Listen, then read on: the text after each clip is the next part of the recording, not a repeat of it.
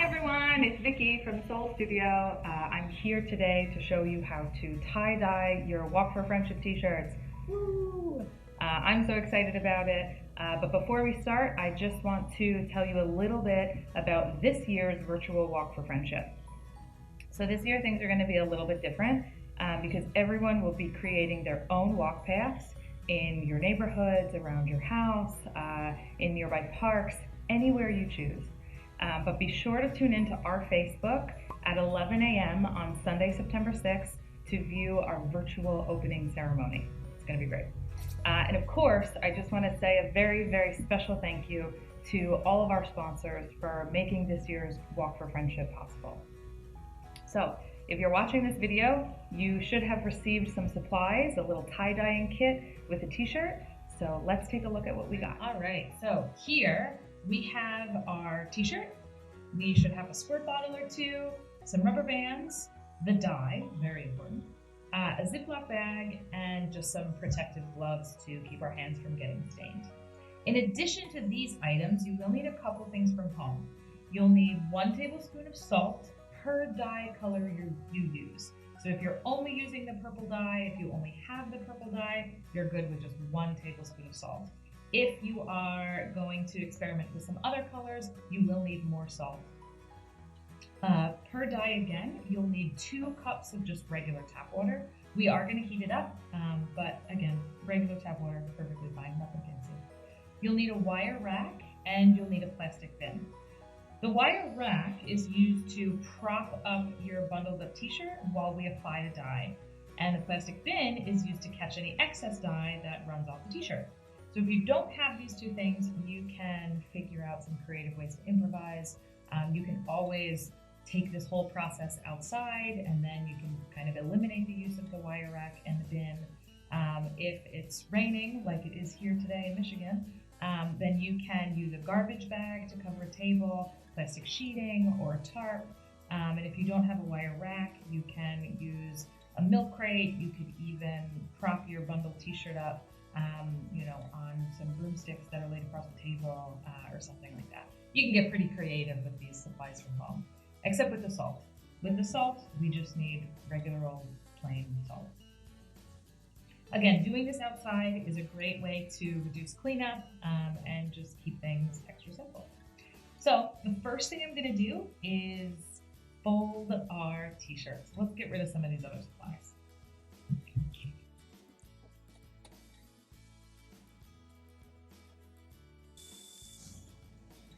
All right, so the first thing we're going to do is we are going to fold up our t-shirt. As you can probably see, this t-shirt is wet, so I just pre-washed it. It doesn't have to be anything fancy, but if there's any, just kind of residue from having the t-shirt printed or anything like that, we want to make sure that gets off our t-shirt before we apply our dye. And it is also a bonus to have this t-shirt be damp. A damp t-shirt like this will actually absorb the dye a little bit better. So you can feel free to pause the video and pre-wash your shirt right now, or even just run it under some cold water so that it is nice and damp, but make sure to squeeze it out because again, we want damp, not wet. So I'm going to show you a couple different methods of how to fold and scrunch and prepare your t-shirt. And they're going to kind of range from really simple to a little bit more complicated. But the first method is super simple. And of course, feel free to follow along exactly with one of these processes, or you can, kind of go wild and make up your own, do any combination of your own, or any combination of the ones that I show you, or just scrunch it up and see what happens. So the first method I'm going to show you is called the scrunch method. And you simply just start to kind of scrunch up your t-shirt just like this. And there's not too much of possibility to mess things up here. So have fun and just see how well you can scrunch it up. And once it's all bundled like this, I'm just going to grab some rubber bands and wrap them around to hold my t-shirt in place.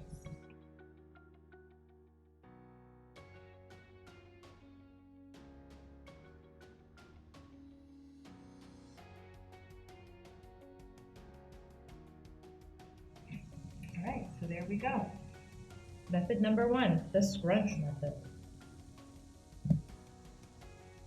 Method number 2 is probably the most popular way to tie-dye a t-shirt, and it's the spiral method. So you've probably seen this method before, especially throughout kind of the long history of tie-dye t-shirts. It's really great and it's actually pretty simple. You can do this as kind of one big spiral, or you can kind of focus on smaller sections and do smaller spirals if you'd like. I'm gonna just do one big one for now. So I'm gonna just pinch a certain part of my fabric, and then I'm just going to begin to spiral the fabric and twist it around itself so that, and I'm kind of pulling the fabric up a little bit as I do this so that I can make sure to get everything spiraled around. And there we go. And again, I'm going to take my rubber bands, and what I'm actually going to do with this is I'm going to put my rubber bands across my t-shirt, kind of like a pizza, like you'd cut a pizza pie. So I'm going to sort of create wedges.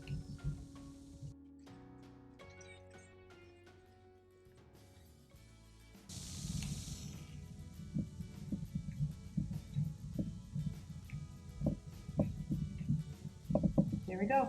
Method number 2, the spiral. All right, so for this next technique, I'm going to show you how to do a really popular shibori technique where we fold this t-shirt into a small triangle. It's a really beautiful process and yields really beautiful results. So even though it looks a little complicated, I really encourage you to try it. So I'm going to start by just tucking in these t-shirt sleeves, and then I'm going to go to the bottom of my t-shirt and fold forward, or fold on top, and then fold underneath. And I'm just going to repeat that up the shirt. Forward, top, or on top, and then underneath, top, and then underneath, and just tuck that in. Now I have this long rectangle, and I'm going to do that same process of folding on top and then folding underneath, but this time I'm going to do it in triangles. So I'm just going to fold the corner over like that, and then tuck it under. And then fold the corner over again, and then tuck it under, fold the corner over again, and then tuck it under. So here we have a nice little triangle, and I'm going to wrap a couple rubber bands around it so it stays together.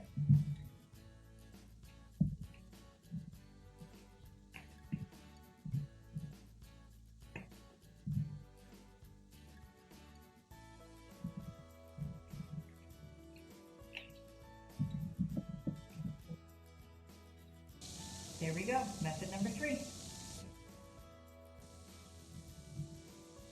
All right, and the last technique I'm going to show you is kind of a striping technique. I'm going to do it on an angle so that my stripes will go, kind of across my t-shirt. And what I'm going to do is I'm just going to start down at the corner here, and I'm just going to start a little accordion fold. So I'm going to go again under, and then over top, and then under, and then over top, and repeat that all the way through my shirt.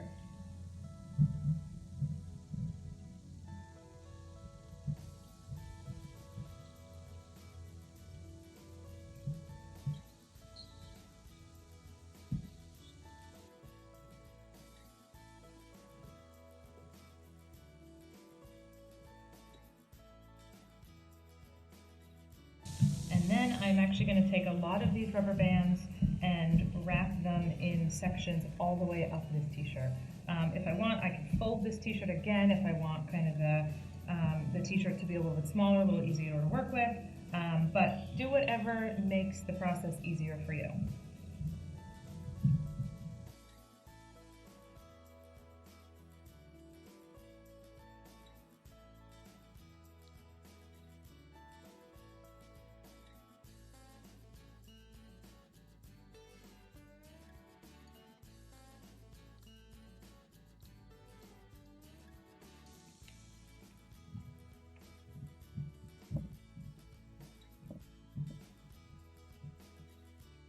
And there we go, process number 4. All right, so now we are ready to mix up our dye and actually dye our t-shirt. I'm going to do two different dyeing tutorials for you. One is going to be just with one color, and I'm going to dye the fold that I did previously called the Shibori triangle fold. The second dyeing technique I'm going to do is with two colors, and I'm going to dye the spiral technique that we did earlier. So let's get this dye all set up and dye this t-shirt. Here I have my squirt bottle, 2 cups of hot water, a little bit of salt that I'm going to use, and our dye. I also have a tablespoon measuring spoon, which is going to measure out our salt and our dye. One thing to keep in mind about these bottles is they do tend to leak a little bit. So if your bottle has a piece of plastic wrapped around the inside, go ahead and leave it there. That's going to hopefully keep the bottle from leaking. I also went ahead and wrapped a towel around my bottle. Again, this water that we're using is hot. These plastic bottles do not insulate very well. So if you want to keep your hands from, being a little uncomfortable, definitely go ahead and wrap a towel around that bottle. You could also use an oven mitt. We have rubber gloves for you or plastic gloves for you to keep the dye from staining your hands, but again, they're not going to insulate, so they're not going to help with the heat. And actually, I'm just going to go ahead and leave that off of there, and let's get to mixing. So the first thing I'm going to do is I'm going to take my 2 cups of hot water and go ahead and pour them into my squeeze bottle. Then I'm going to add 1 tablespoon of salt.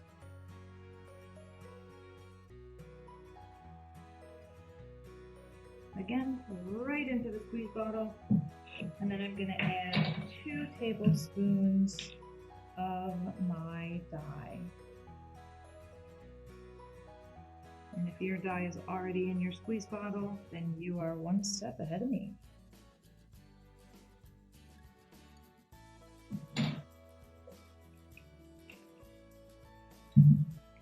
Put my plastic liner on, and then I'm going to put my lid on and hope when I shake this up it doesn't leak too much.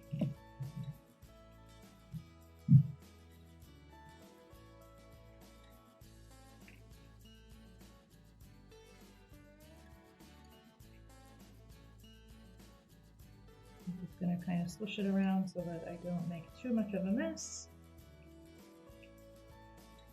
Just want to get that salt dissolved and that dye mixed in.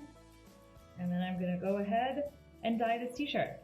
So I'm just going to start by squirting that dye all over my t-shirt.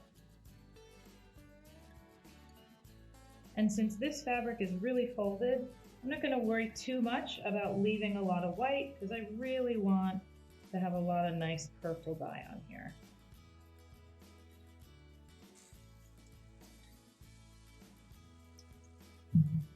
And I'm going to go ahead and flip this. Again, this is a great time to have your gloves on. And continue on the other side.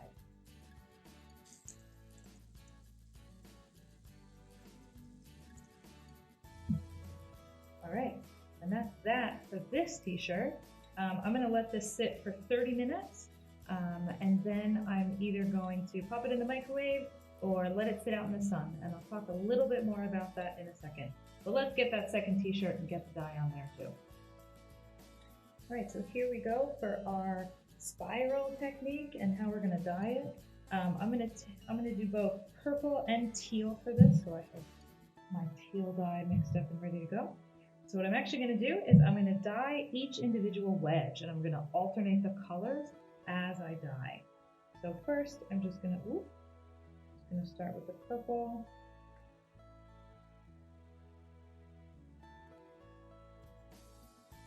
Be careful with these bottles, or a little squeeze goes a long way.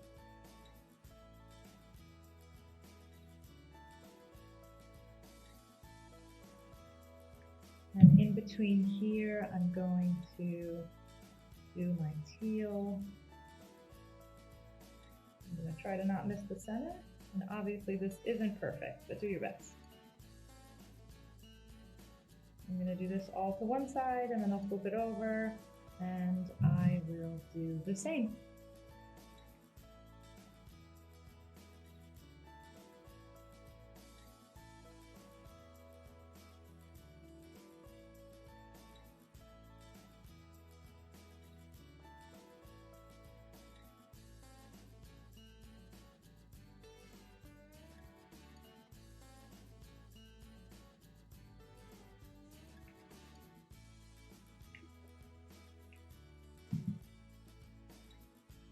All right, there we go. Our spiral's done.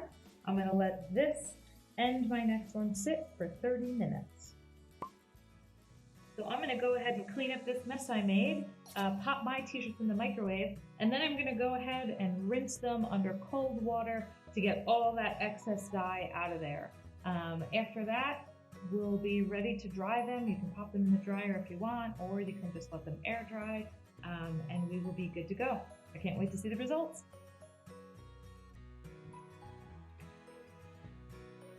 All right, so our t-shirts have been microwaved. Please be careful taking them out of the microwave as they will be hot. And now I'm gonna go ahead and unravel our rubber bands and rinse our excess dye out and take a look at our results.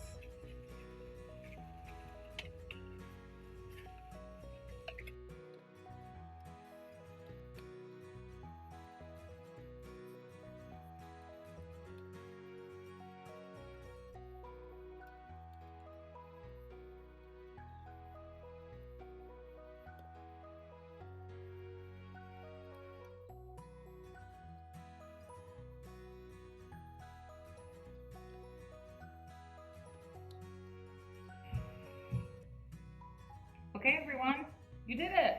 Thank you so much for tuning in. Have fun with these tie-dye t-shirts. I can't wait to see them. Please be sure to post them on social media using the hashtag #WalkForFriendship. And of course, tag Friendship Circle as well. Again, thank you so much to all of our sponsors for making the 15th annual Walk for Friendship possible. The results of what I tie-dyed will be coming right after this. Thanks again. See you soon.